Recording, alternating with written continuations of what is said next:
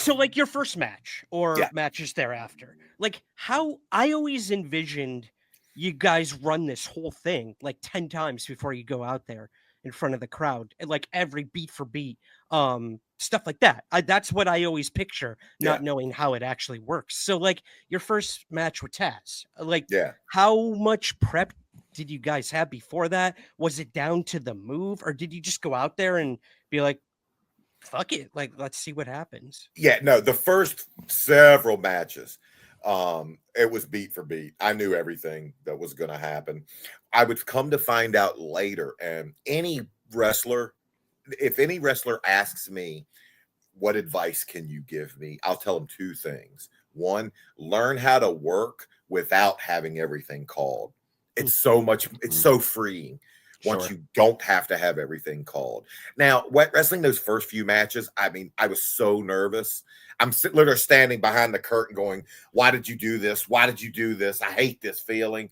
And because I thought I was going to forget stuff. And you do forget stuff. So once you can Sure. learn how to wrestle without having to remember stuff, it's so much better.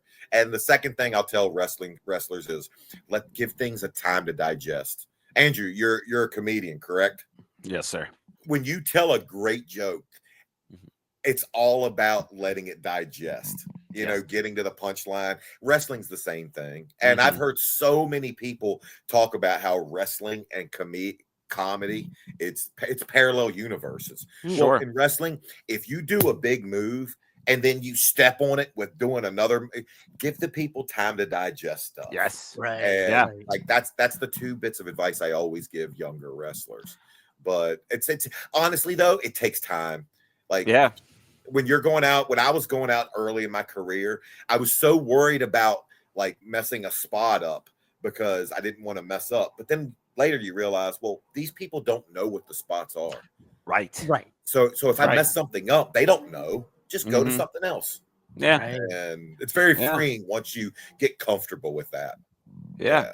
And compared to comedy too, like you also are playing off that audience quite a bit. Like, Absolutely. and sometimes you have to shift and adjust based on the crowd might be more into it than usual. The crowd might not be into it at all. And then that's a whole other issue of having to just, if you come out and you're doing your, like what you planned and it's not going over well, sometimes you got to shift. Yeah. Or if you go out and you hit on something that's so over with the audience, Sure. why go off it? Why leave it? Bingo. Same with wrestling.